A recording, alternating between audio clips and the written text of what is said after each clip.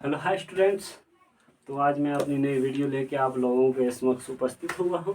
जैसे कि पिछली वीडियो में हमने हिमाचल प्रदेश की झीलों के बारे में विस्तारपूर्वक जाना था, जिनमें हमने किन्नौर जिले की झीलों के बारे में जाना था और कांगड़ा जिले की झीलों के बारे में जाना था।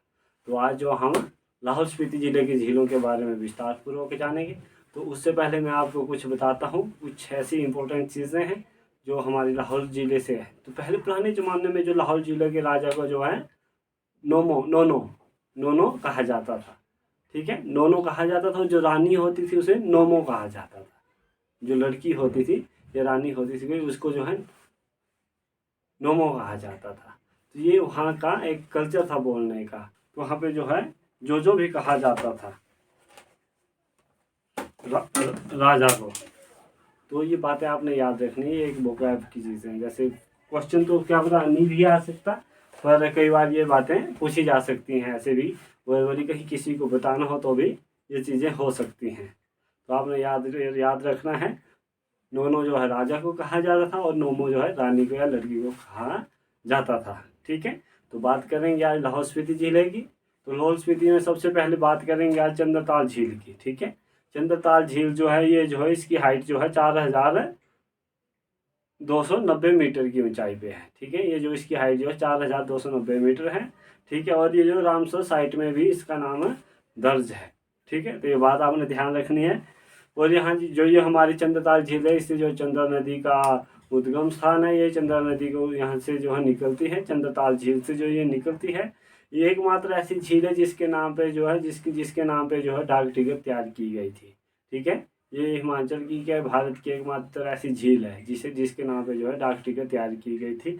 और हैंगसॉन्ग इसे लोहित सरोवर कहा था, यानी कि 7वीं शताब्दी में जो हैंगसॉन्ग ने जो है इसे, ठीक है, लोहित सरोवर कहा था।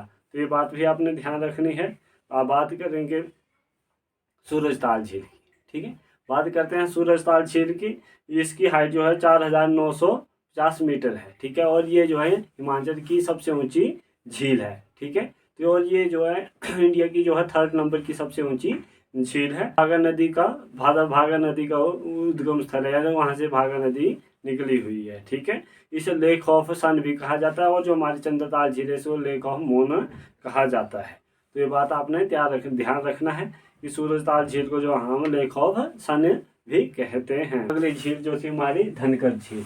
धनकर झील जो हमारे लाहौल स्पीति में ही है, और यहाँ से धनकर गोम्पा भी स्थित है। धनकर झील जो है हमारी यहीं स्थित जो है धनकर गोम्पा भी है। ठीक है, धनकर झील की वजह से यहाँ पे धनकर गोम्पा का नाम पड़ा था।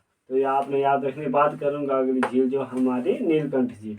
नीलकंठ झील जो है यहाँ पे जो स्त्रियों को जाना जो है प्रतिबंध है। बोलने का मतलब इस झील के नज़दीक जाना जो स्त्रियों को प्रतिबंध किया गया है। पता नहीं अब किसी वजह से किया गया, पुरानी बातें हैं, परंतु उस समय में जो एक हमने पढ़ा तो वही यहाँ स्त्रियों को जाना मना था। और ये एक ऐसी झील है जो लाहौल स्पीति की एक ऐसी झील है जो कि जिसमें से 6 से 9 महीने के बीच में जो है बर्फ बिल्कुल रहता है, और ये बर्फ से बिल्कुल ढकी रहती है। बहुत अधिक बर्फ होता है। ठीक है, बात करूँगा तसुमुरारी झील जो है लाहौल स्पीति में ही है।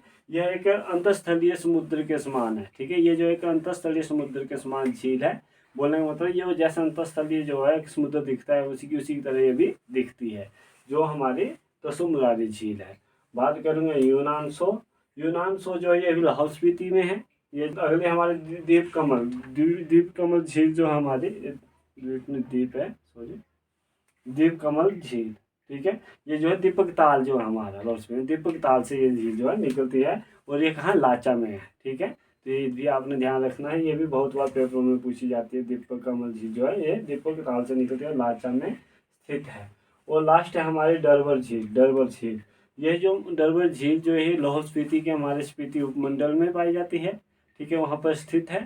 ठीक है, तो आज जो हमने लाहौल स्पीति जिले की सब झीलों के बारे में विस्तार पूर्वक जाना, जिनमें सबसे इम्पोर्टेंट जो हमारी चंद्रताल झील है जो बहुत बार पूछी जाती है। सेकंड हमारी सूरजताल है। धनकर झील भी बहुत बार आती रहती है कुछ, और नीलकंठ झील भी आती है लाहौल स्पीति की, और एक जो दीपक ताल और डरवन झील, इन झीलों में से जो है एक झील हर बार पेपर में पूछी जाती है। तो ठीक है, आपने झीलों को अच्छे से पढ़ लेना है। अपने नोट्सों में नोट से कहीं लिख लेना है ताकि आपको ध्यान में रहे। अब हर चीज़ इतनी ज़्यादा ध्यान नहीं रहती है, ठीक है। अगर लिखी हो तो आप उसको याद रख सकते हैं, पढ़ के दूसरी बार उसको देख सकते हैं, ठीक है। अब आप नया नया पढ़ेंगे तो पीछे कुछ भूल जाते हैं, तो अगर आपने लिखी तो वो याद रहती हैं, ठीक है। तो आज के लिए इतना ही काफ़ी है। तो प्लीज़ आज आप सबसे रिक्वेस्ट है, वीडियो को ज़्यादा से ज़्यादा लाइक करें, शेयर करें, ठीक है।